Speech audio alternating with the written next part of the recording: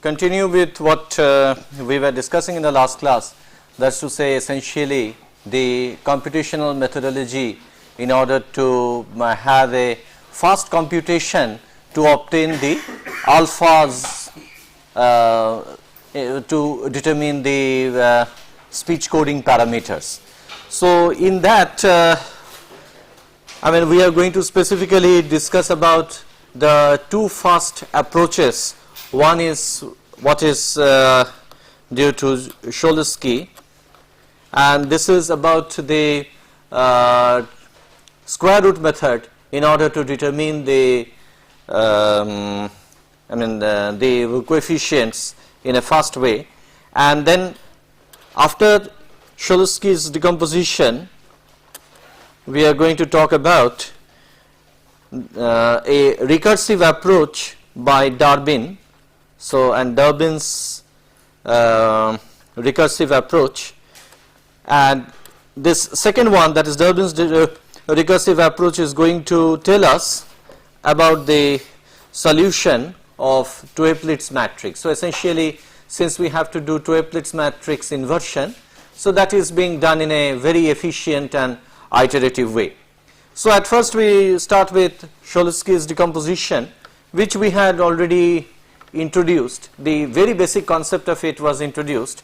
See, basically we start there with the set of P equations given by summation alpha k phi n I k, and that was equal to phi n I 0, and k was summed up for k is equal to 1 to p, where p is the order of prediction.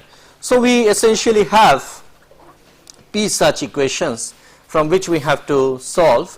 So we have the equivalent matrix equation written as the phi matrix multiplied by the alpha vector, and that was equal to psi vector, where psi vector was the row vector that is consisting of not the row, but rather the column vector, which is consisting of this phi n's. So this is how we represent it in terms of matrix.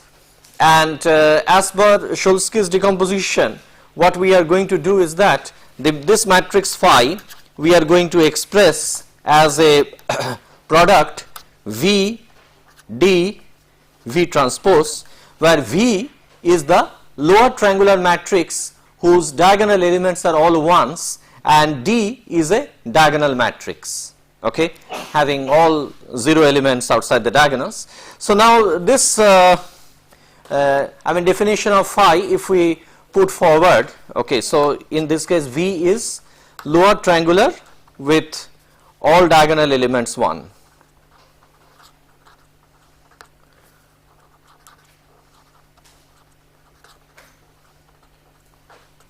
So now what we do is that let us solve for the ijth element of this expression, okay.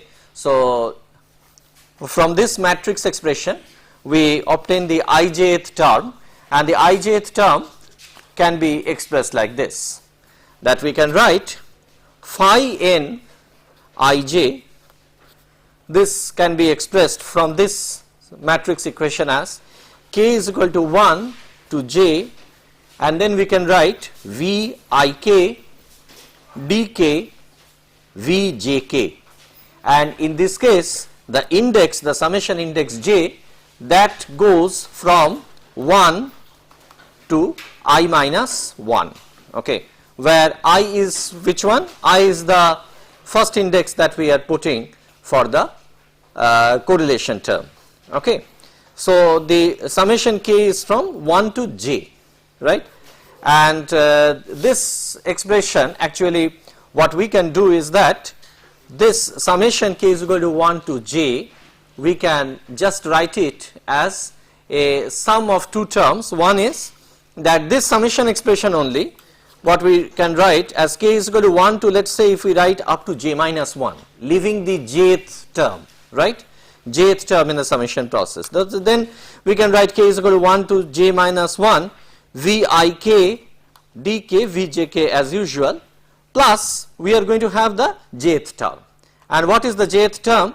For k is equal to j, we can write plus Vij, right, and then this is going to be Dj, and then this is going to be Vjj,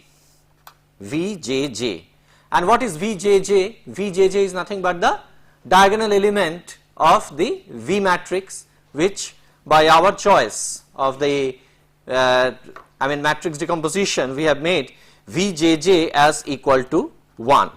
Okay. So which means to say that this additional extra term becomes Vij into Dj only, right. So we can write it as Vij Dj.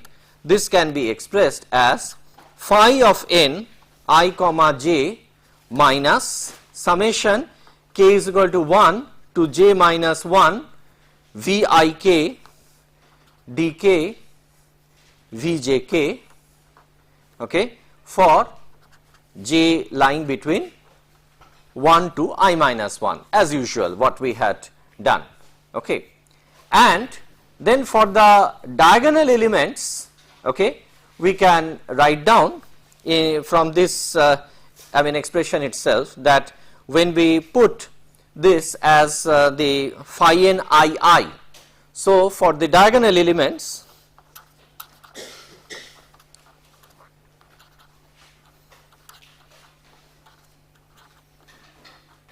we are going to write it as phi n I, okay, and that is going to be that it will be, this expression is going to be the summation k is equal to 1 to I minus 1. If I write the minus term, first is that, okay, phi n is equal to summation k is equal to 1 to I Vik dk Vik, just this expression, just this expression, and I am substituting I in place of j, right.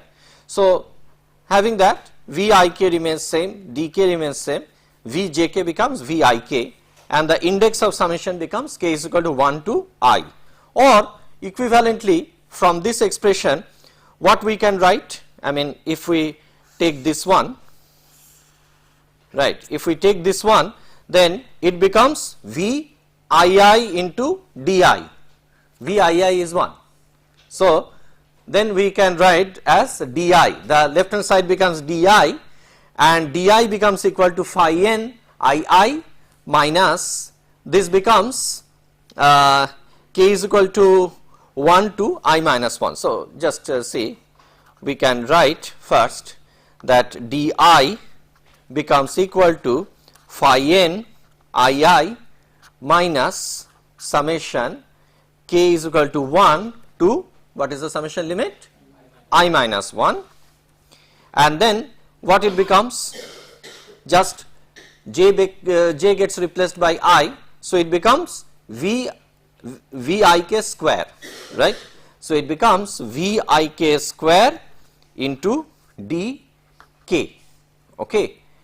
And then this equation actually gives us something very useful. Actually, if we write down the matrix expression, if we just break up the matrix expression, okay, what we had written means the original matrix expression phi expressed in terms of this, okay, and noting that all the diagonal elements of this V matrix, they are equal to 1.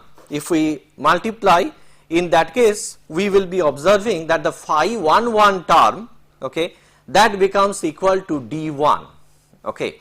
So noting that condition, if we put that phi 1 1 becomes equal to D1, in that case using D1 we will be able to compute the terms beyond D1, that means to say that for D2, D3 etc. we can make use of this. So what we can do is that we can compute this for I greater than or equal to 2 with the condition that D1 becomes equal to phi n 1 1. This D1 is equal to phi n 1 1 is taken as the boundary condition, and using this boundary condition it will be possible for us to compute this equation okay, for I is equal to 2, 3, etc. onwards, right.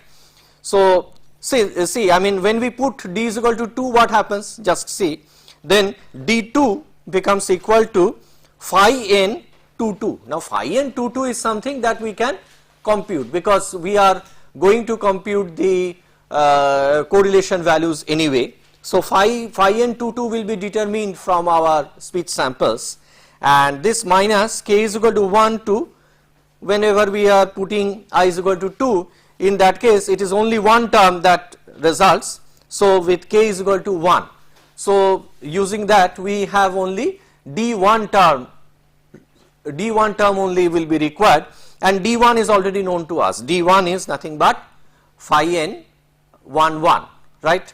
So when d2 is known accordingly, then we already know d1 and d2, and using the knowledge of d1 and d2 we can now compute d3, right, because to compute d3 the summation will be k is equal to 1 2, now it will be 2. So there will be two terms, one is d1 term, one is the other is d2 term.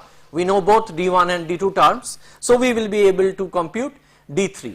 So this is the way we can iteratively find out the values of the diagonal elements. So this way it will permit us to know the diagonal elements, okay, and once the diagonal elements are known, okay, you can make use of this equation, okay, in order to determine the elements of the V matrix, okay. So if V matrix is known, the diagonal elements are known, then what you are knowing is that in this basic matrix equation, okay, you are knowing V, D, and V transpose is obviously known, and by knowing this V and D, it will really permit us to do an efficient matrix inversion for this phi, because from this expression what are we supposed to do? We are supposed to solve for alpha.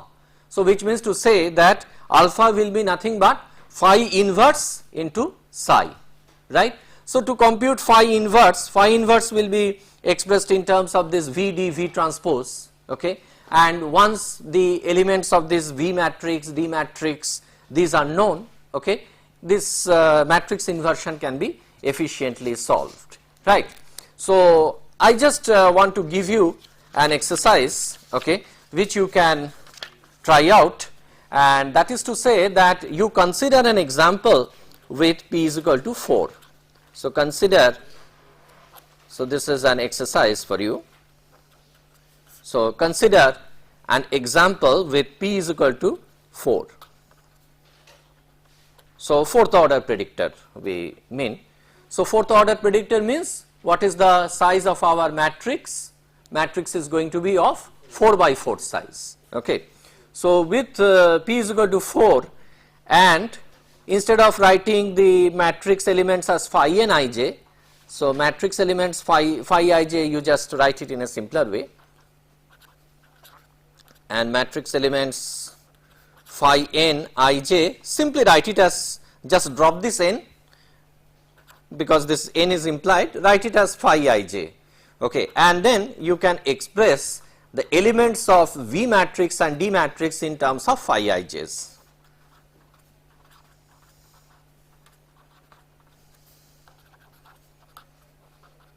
So you will get a feel of the decomposition.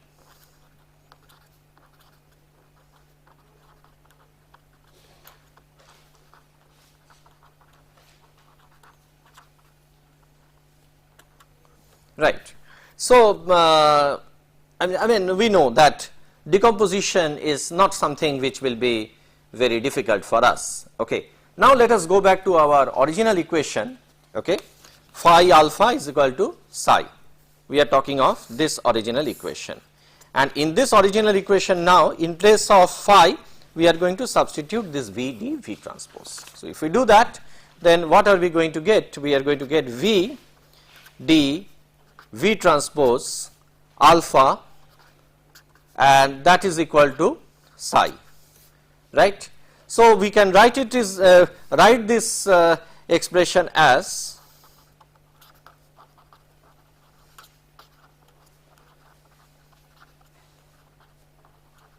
we can write it as Vy, V times Y matrix, and that is equal to the psi. Okay.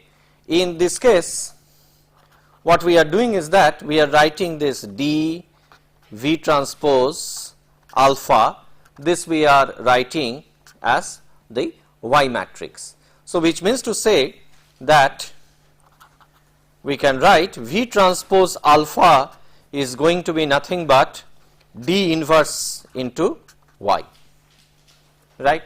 So, ultimately what we have to do is to solve for this alpha, right.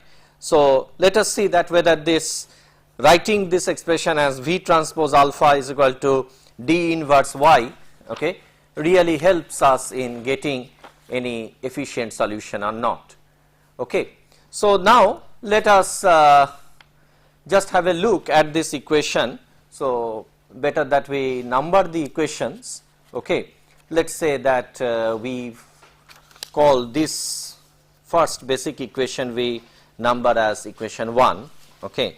Then this phi is equal to Vd V transpose, what we are doing after the decomposition, this we are writing as the equation number 2, and then let us number this one as equation 3, and then this we write as equation 4, and this one we will be calling as equation 5, this one as equation 6, right. So, now from equation 4, the matrix equation what we get, okay, this can be written again when we solve for the ijth element, okay, we should be able to write it this way. By the way, what is the nature of this Y matrix? Is it a matrix or is it a vector? What you feel? This is a vector, okay, because after all what happens is that this d V transpose that is a matrix and alpha is a vector, okay. So, ultimately it just makes into a p element vector.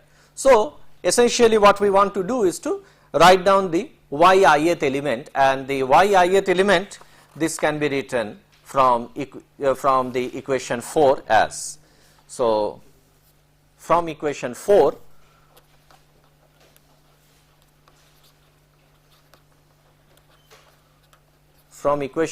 we will be obtaining that yi is equal to psi I minus summation j is equal to 1 to I minus 1 Vij Yj, okay, and I greater than I lying between p and 2. Now, here this equation we call as 7.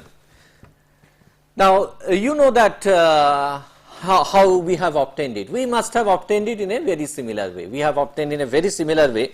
Essentially, what you can write directly from equation 4 is that you could have written the equation 4's ith term as psi I could have been written as the summation j is equal to 1 to I, right, and then we would have written it as Vij Yj.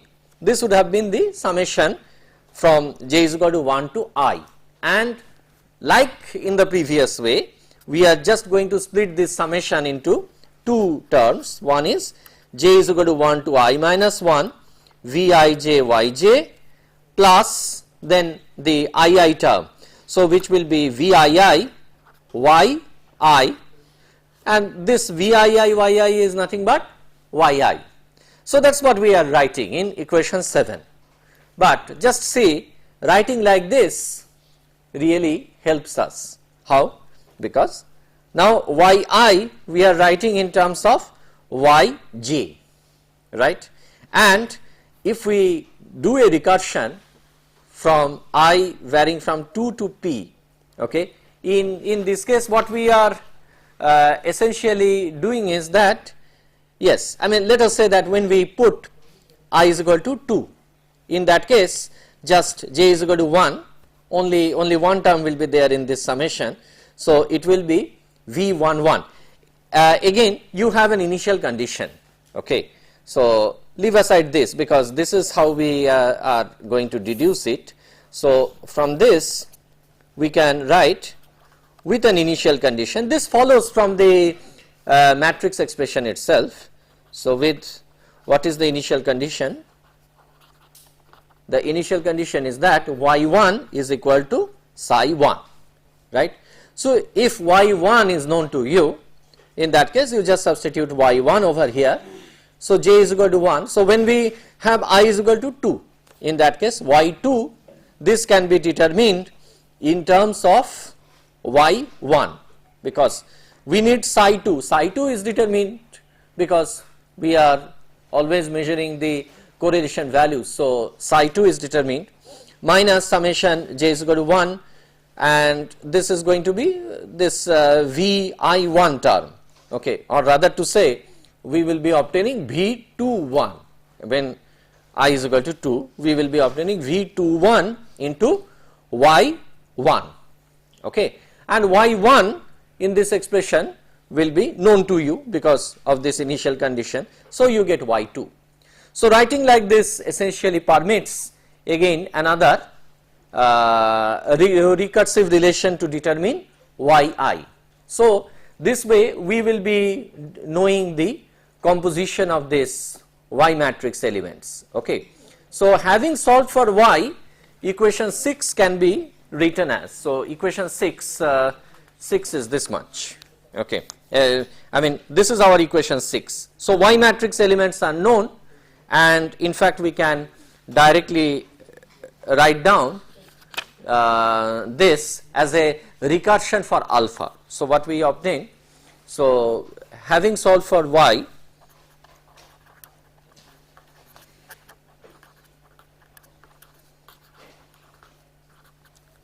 the equation 6 can be solved recursively,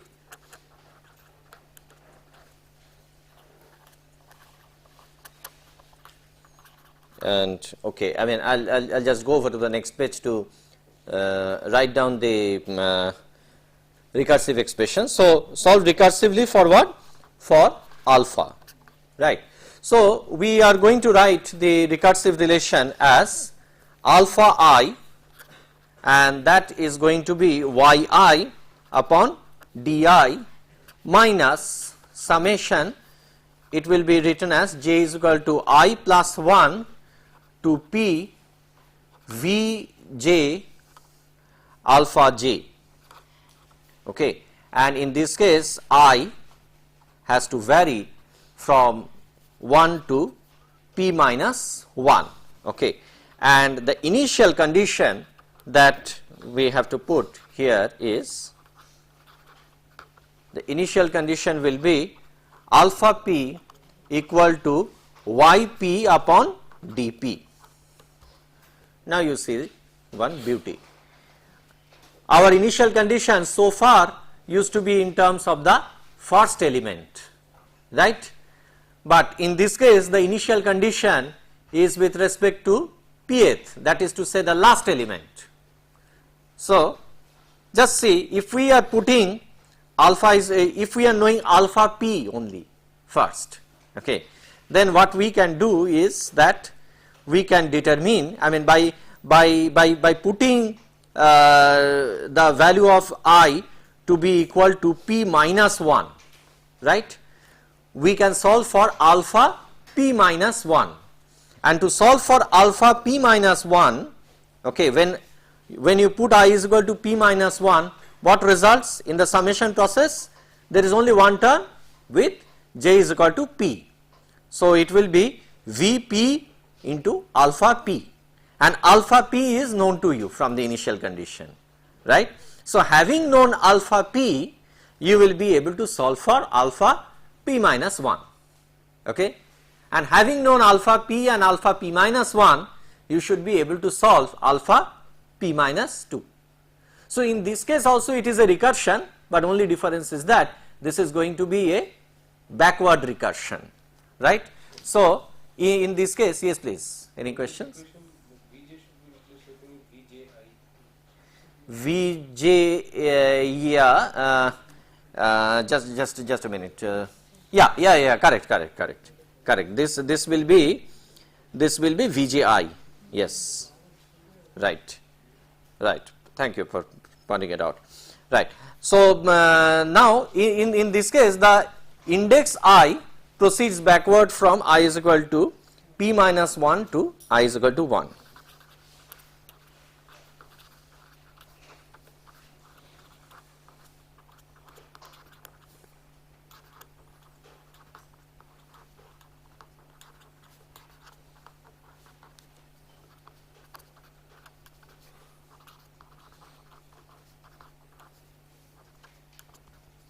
So now whatever we wanted to solve can be determined. So we can now solve for all the values of alpha. This is what we were looking for, right?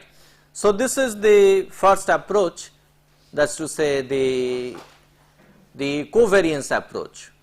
Okay, of course we discussed the covariance approach a little later, because first we had talked about the autocorrelation approach and then we had talked about the covariance approach. So the covariance approach, the iterative solution for alpha would be like this. So essentially what we did, okay, it may appear that as if to say that we have complicated a problem because the initial matrix equation looks so simple, phi alpha is equal to psi, okay, but it is the inversion which would have been the most troublesome part of it. But what we did, just to summarize, what we did was to break up the phi matrix, okay, into a decomposed product of V d V transpose. Okay, so we are just multiplying it with the triangular matrix, okay, lower triangular matrix and its transpose, and in between we are having the diagonal matrix. We solve for the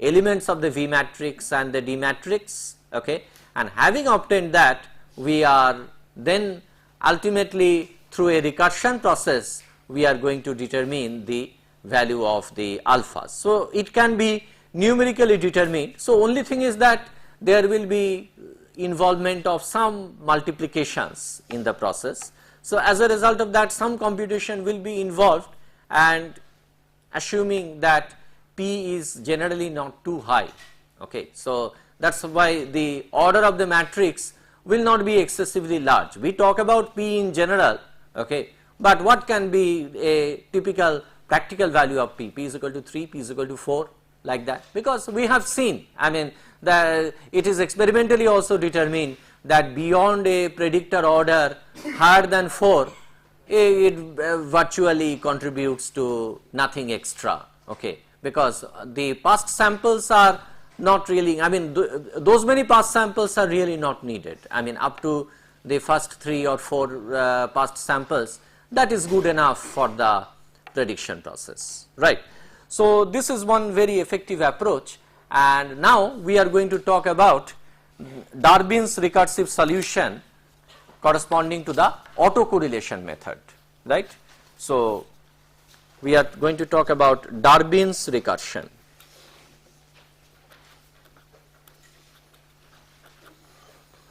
As applicable to the autocorrelation equations.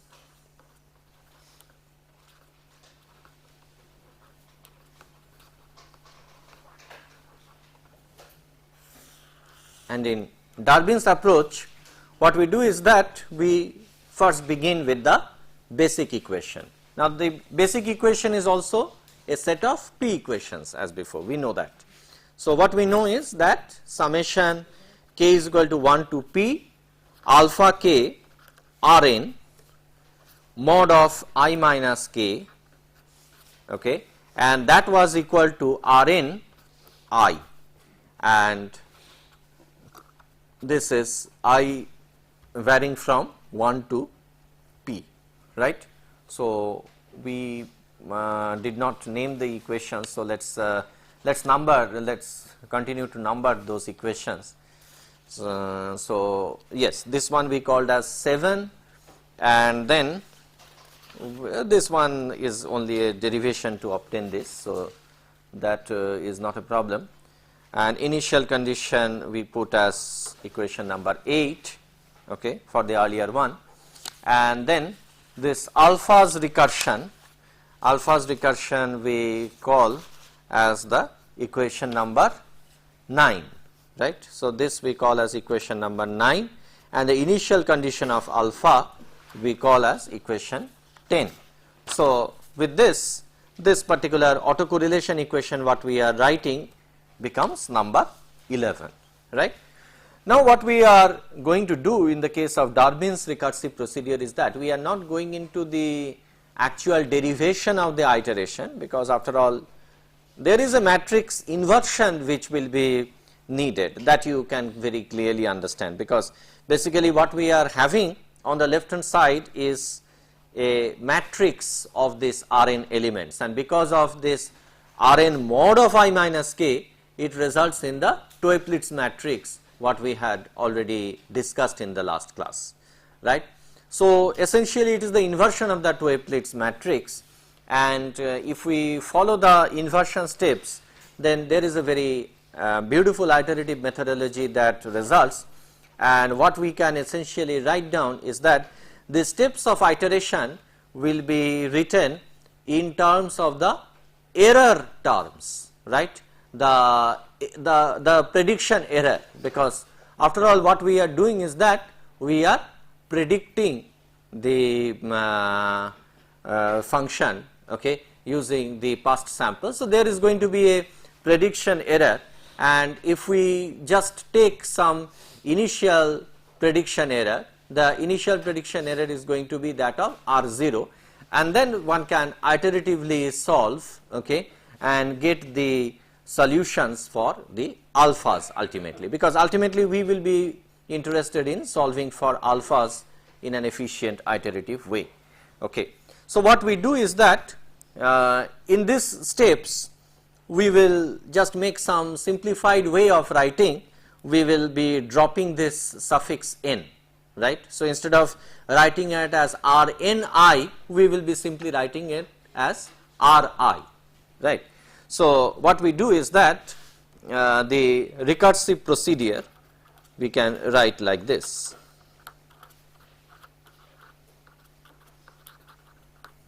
So we write as E the error and the initial estimate or the 0th estimate of the error.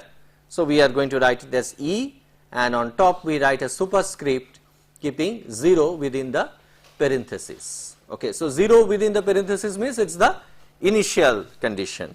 So E0 is written as R0, okay, that is the autocorrelation value, okay, 0 0. So which means to say that this is the power expression. So E0 is R0, and then Ki is a quantity which we will be defining iteratively. Essentially you will be obtaining the Ki like this. So Ki will be written as Ri minus summation j is equal to 1 to I minus 1, and then it will be alpha j time superscript I minus 1 r I minus j, okay. This is one equation. So this term we have to divide by E of I minus 1, okay, and this has to be done for I varying from 1 to p. So what we will do is that this we will call as equation number 12, and this we will call as equation number 13. So essentially what we are trying to do in equation number 13 is like this. 13 is going to be an iterative equation.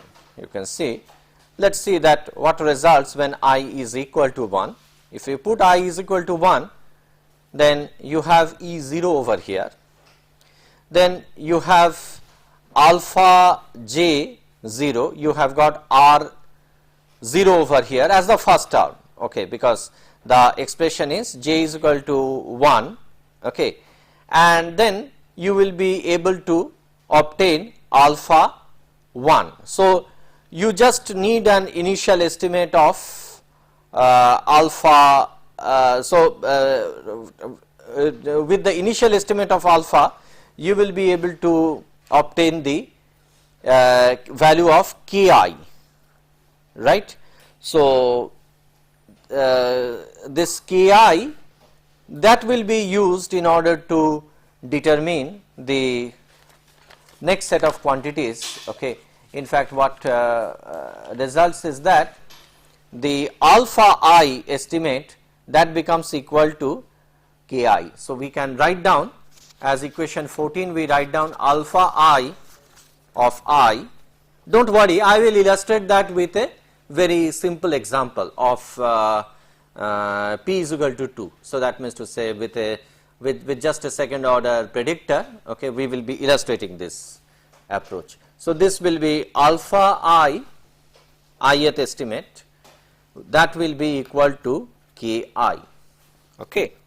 So, we can compute ki having known E0, we will be able to compute ki. Ri's are all known to us. So, all that we need to do is with an initial estimate of these alphas, okay, and we can solve for this ki, and this ki's will be the next estimate of the alpha. So, alpha I will be equal to ki, and then alpha j of I, okay, can be updated from alpha j I minus 1 minus ki alpha I minus j I minus 1, okay, superscript. So, which means to say that whatever I minus 1th estimate was there, with that one can have ith estimate.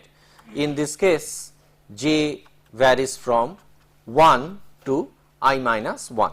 So, this will be called as equation number 14.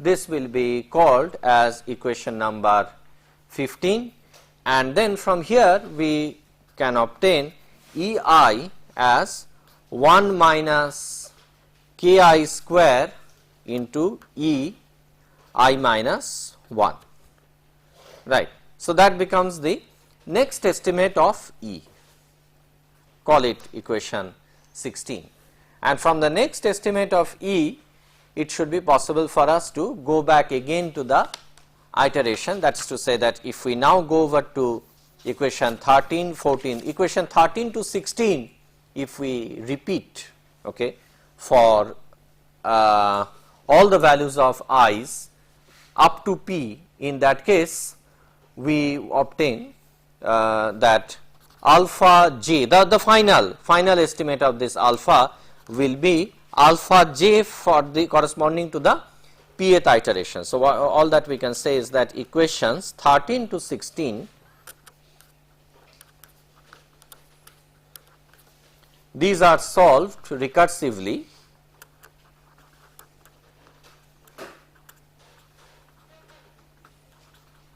for I is equal to 1, 2, etc. up to p, okay, and this is the final solution.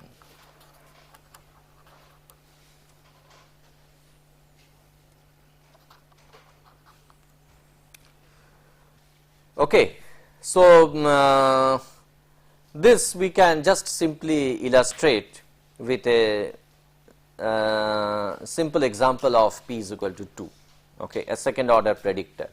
So, if we take a second order predictor, then from this equation, that is from equation number 11, what we have to write is simply in terms of a 2 by 2 matrix for this R, right, and then just a two element vector alpha 1 and alpha 2 will be for this alpha k, and here again we will be having R1 and R2, okay, from this.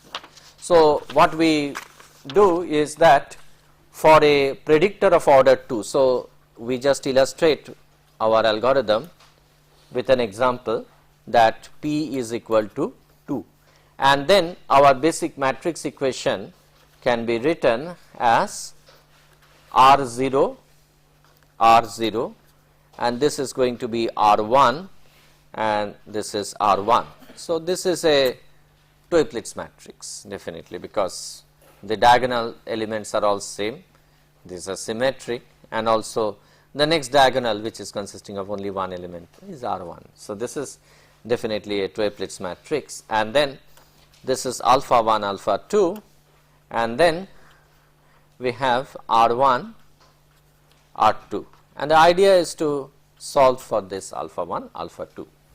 So going by our iterative approach, what we presented, okay, so just have a look at the iterative approach and just verify that what I am writing is correct or not. So you just keep in your notebook, you just keep these equations handy, that is to say equation number 12, 13, 14, 15, 16. So equation 12 to 16 you just keep, okay, let us call this as 17, okay. So you just keep these equations with you and then follow how we illustrate this example. What is E0? E0 is nothing but the R0, right? And what is going to be K1 in this case? Just see, K1 means you have to apply equation number 13, okay. You have to apply equation number 13, and there you have to put K is equal to 1. Sorry, you have to put I is equal to 1, right. So which means to say that K1 will be equal to what? It will be R1, okay, minus what? J is equal to 1 to 0. What does that mean? Don't do it. Don't do the summation. You don't have to compute this summation.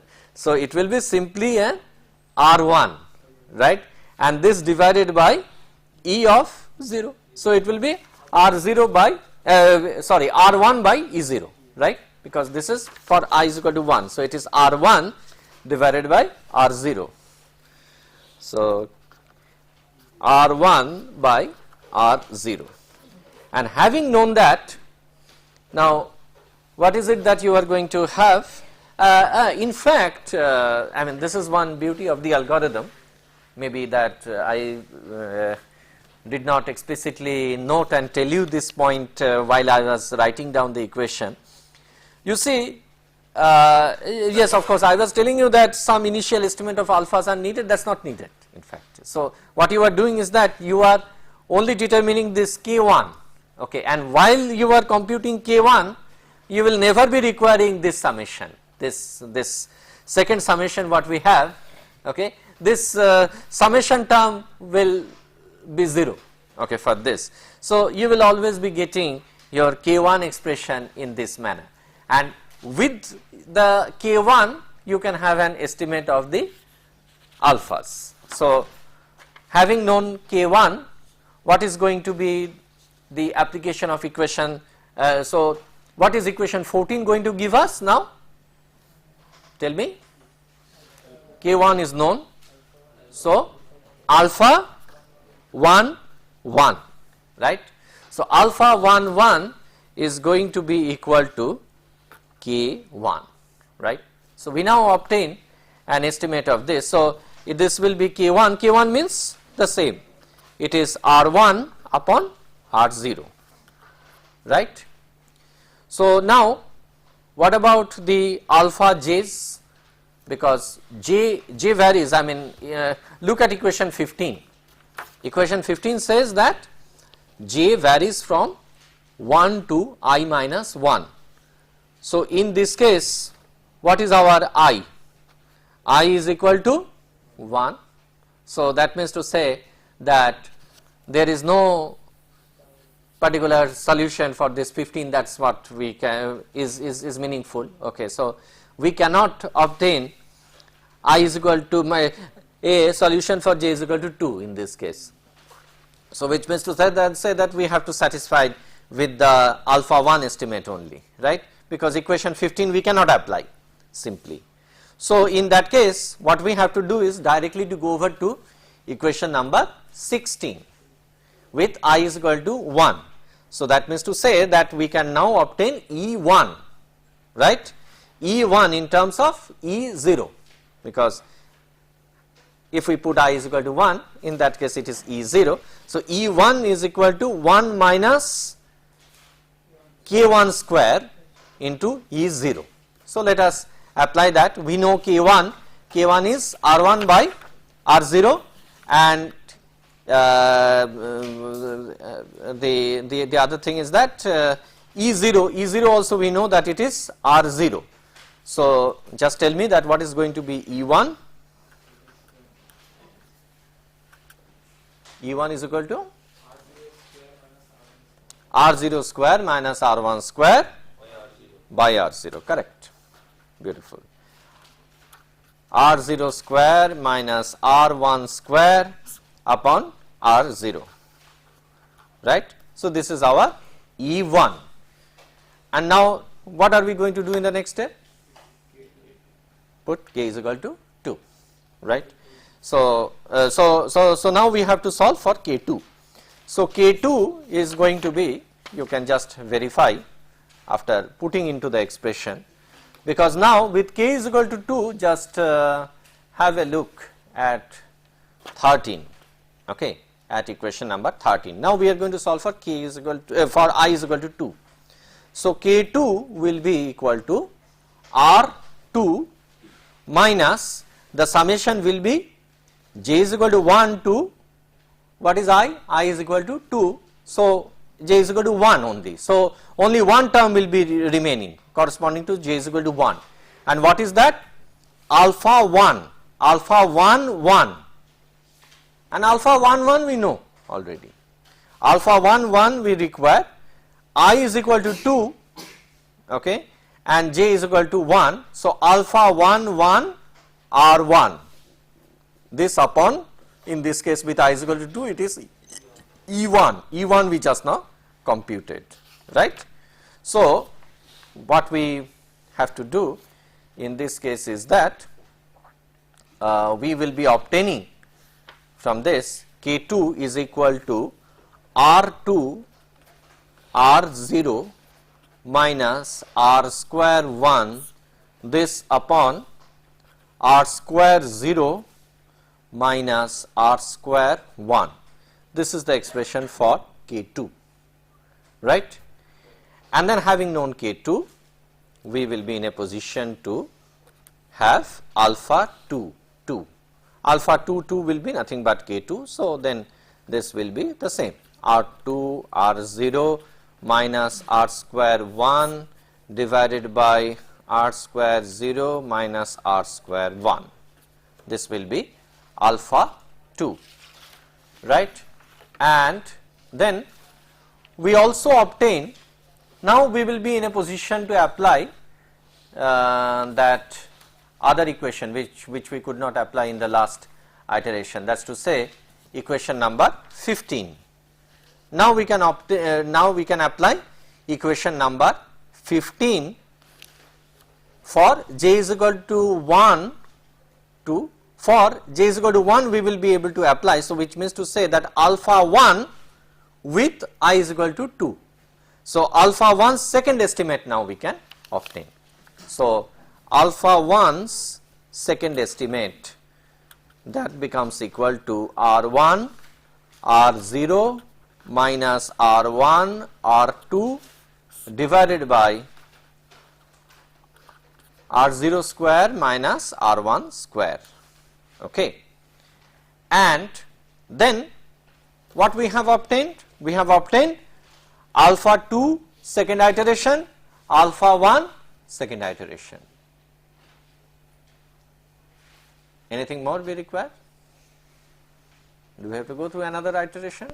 No need, because we have to stop the iteration for I is equal to 2 in this case, because it is only up to P, that is what we have to go, right, and we are having P is equal to 2. So P is equal to 2, so whatever are the alpha i's pth estimate, that becomes the final estimate of the alphas. So, in this case we can say that alpha 1 is equal to alpha 1 superscript 2 and alpha 2 is equal to alpha 2 superscript 2. See, the only point to be noted here is that, look, alpha 1, for that it is really the second estimate. Now, for alpha 2, although the superscript we are writing as 2, but alpha 2 is what we have obtained for the first time. So, what happens is that for a general pth order estimate, okay, when we have the terms going from alpha 1 to alpha p, the first iteration will only yield alpha 1. The second iteration will yield alpha 1 and alpha 2. The third iteration will yield alpha 1, alpha 2, alpha 3. So, what happens is that alpha 1 is getting modified, is getting updated. Alpha 2 is also getting updated, but to a lesser extent, because alpha 2 we did not have initially. And the last term, that is to say the alpha p, that will get estimated only once, but that is after a long iterative process. So, that is why the estimate that we are having already for the alpha p's are close to the accurate estimate, right. So, this is one effective computational approach that one can take in order to determine the coefficients, this predictor coefficients alphas, okay, and this is what we were requiring. Now, these two methodologies are very popular, and in fact the two approaches that I discussed today, that means to say the Cholesky's decomposition pertaining to the pertaining to the covariance method, and Darwin's recursion, what we described just now, pertaining to the autocorrelation method, okay, both are very effective techniques, and we can summarize that there are two basic steps what you must have observed in these solutions. There are two basic steps. One is to obtain the elements of the correlation matrix, okay. So, we have to obtain the phi matrix elements or the R matrix elements by computing the correlation. That is the first step, and the second step is the iterative solution of these P equations. Now, these two are disjointed steps in the sense that you first need the formation of this correlation elements, and then you have to apply the iterative solution technique. You cannot have the second one without the solution of the first one. Now, this approach, these two disjointed approaches can be integrated if we go in for what is called as a lattice method of solution. So, in that case it is basically a filtering technique, okay, that will be a lattice structured digital filter realization through which we will be able to integrate these two steps, okay, combinedly, okay, and we can obtain the solution for the alphas very efficiently. So, this lattice structure of filters and the lattice formulation, that we will be taking up in the next lecture, okay. Thank you.